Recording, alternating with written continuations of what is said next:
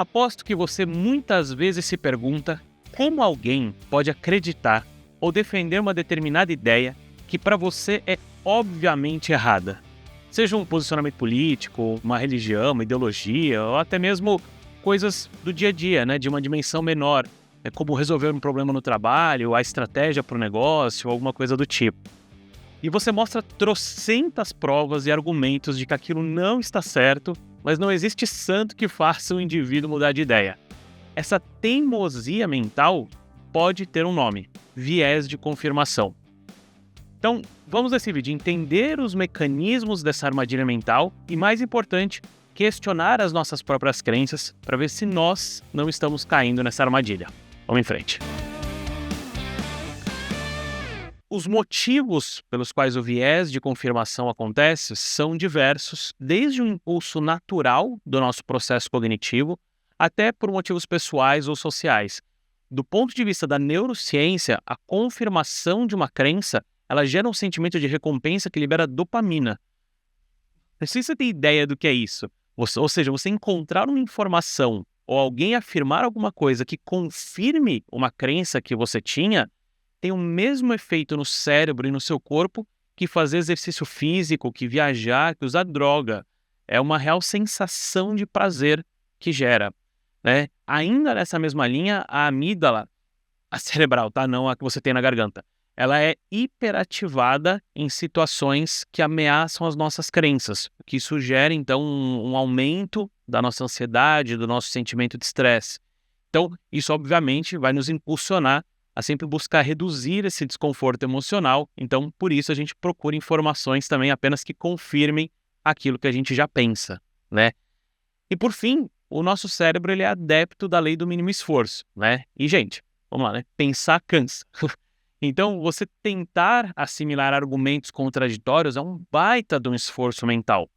Por isso, o cérebro ele sempre vai buscar atalhos que gerem uma economia desse esforço cognitivo também, que é exatamente o que o viés da confirmação, né, proporciona, né? Ele é uma espécie de atalho, né, que simplifica, né, o raciocínio. Inclusive, tem um experimento muito interessante que o Daniel Kahneman conta no seu livro Rápido e Devagar. O experimento, na verdade, foi realizado pelo psicólogo Daniel Gilbert, que fez o quê? Ele apresentava para os participantes do estudo frases sem sentido, para as quais os participantes tinham que responder se aquilo era verdadeiro ou falso, né? E, obviamente, eles conseguiam facilmente dizer falso, né? E aí, numa segunda etapa do experimento, os participantes eles tinham que memorizar alguns números durante a tarefa de responder verdadeiro ou falso para essas frases sem sentido. E o resultado é que essa perturbação, né, gerada pela necessidade de memorizar os números esgotava mentalmente os participantes e fazia com que eles respondessem verdadeiro para muito mais sentenças falsas do que inicialmente, né? E aí olha que interessante, né? Essa evidência, inclusive, mostra que quando as pessoas estão cansadas, elas vão ter uma probabilidade maior de serem influenciadas por mensagens mais persuasivas, como propaganda, por exemplo, né? Enfim, seja pelo sentimento de prazer, pela redução de ansiedade ou até pela preguiça mental, a gente vai sempre ter uma inclinação natural a esse viés de confirmação. E aí você soma a isso questões sociais, né? Muitas vezes a gente se vê inserido num grupo, né? Pode ser de amigos, de colegas de trabalho, né? Ou até da própria família, que tem um certo tipo de alinhamento ideológico, né? E o alinhamento ideológico, então, ele tem uma forte tendência, né, ao viés de confirmação. E aí, nesses casos, a tentativa de você ser mais ponderado, avaliar diferentes pontos de vista, buscar fontes alternativas, né, vai levar você a precisar confrontar o grupo no qual você pertence, né? Então, por um simples comportamento de rebanho, muitas vezes a gente acaba seguindo a linha ali do viés de confirmação, né? O problema é que os impactos do viés de confirmação são inúmeros, né? Desde questões mais pessoais, né? Ou seja, ele leva a uma tomada de decisões erradas, né? Porque você não vai esgotar as possibilidades de análise, né? Isso leva a reforço de preconceitos, leva a uma falta de empatia com os outros, né? Também, de novo, porque você quer só buscar aquilo que confirma as suas ideias, né? Então todo mundo quer diferente, você vai ter uma dificuldade maior de entender né? E, obviamente, leva a um aprofundamento de polarizações, vídeo que acontece, né, hoje em dia na nossa sociedade. E, de verdade, até uma dificuldade de resolver problemas complexos, né? É, isso porque, de novo, né, o viés de confirmação ele tende a simplificar a análise, né, a estreitar a lente pessoal, né, que a gente utiliza para a compreensão da realidade, né, e problemas complexos justamente demandam que a gente amplie, né, a nossa lente para buscar soluções, né. O viés de confirmação ele nos leva a lugares comuns, né, a repetição de clichês, e de verdade ele nos leva a ser facilmente cooptados por argumentos vazios, né? Se a gente só fica buscando mesmo aquilo que confirma nossas ideias, fica muito mais fácil de a gente ser persuadido, né, por argumentos que não necessariamente são embasados, simplesmente porque eles confirmam aquilo que a gente gostaria, né?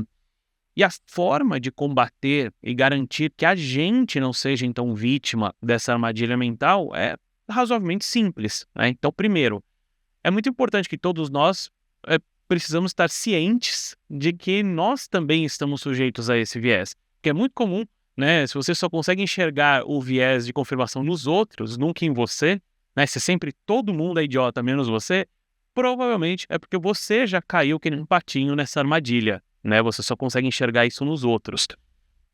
Então, o primeiro passo é você entender que sim, todos nós estamos sujeitos ao viés de confirmação.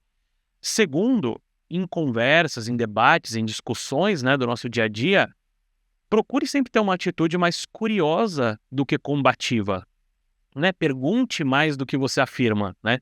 Procure entender os pontos de vista, né, as diferentes formas de enxergar a solução de uma situação, ao invés de simplesmente você impor a sua visão e aquilo que você acredita, né? Terceiro, aí indo mais para um universo, né, social e político, procure não ler só manchetes, né? Deixa de ser preguiçoso um pouquinho, lê a reportagem inteira, né? Depois, se é um assunto que te interessa, busca essa mesma notícia em outras fontes de informação, de preferência que tenham diferentes perspectivas. Busque validar as informações que são dadas, né, nas notícias. Enfim, né, tenha uma leitura mais crítica, né, das informações que chegam para você. Em quarto lugar, desconfie sempre de notícias muito sensacionalistas.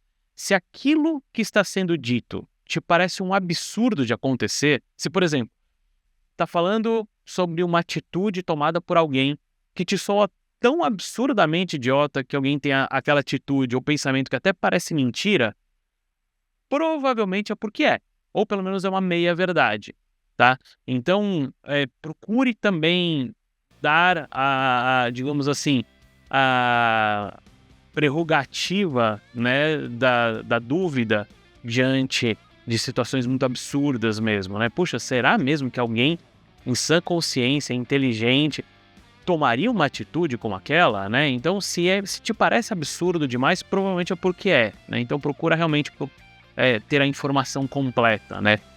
Enfim, com autocrítica, múltiplas fontes de diversas perspectivas, diálogo honesto, né, e aberto, a gente evita e estimula os outros a também evitarem o viés da confirmação. Isso aproxima as pessoas, aproxima os círculos sociais, cria pontes, né, e promove comunidades mais propensas a progredir moralmente. Gostou? Então, curte o vídeo, se inscreve no canal e compartilha, assim você nos incentiva a continuar produzindo esse tipo de conteúdo. Valeu? Fui!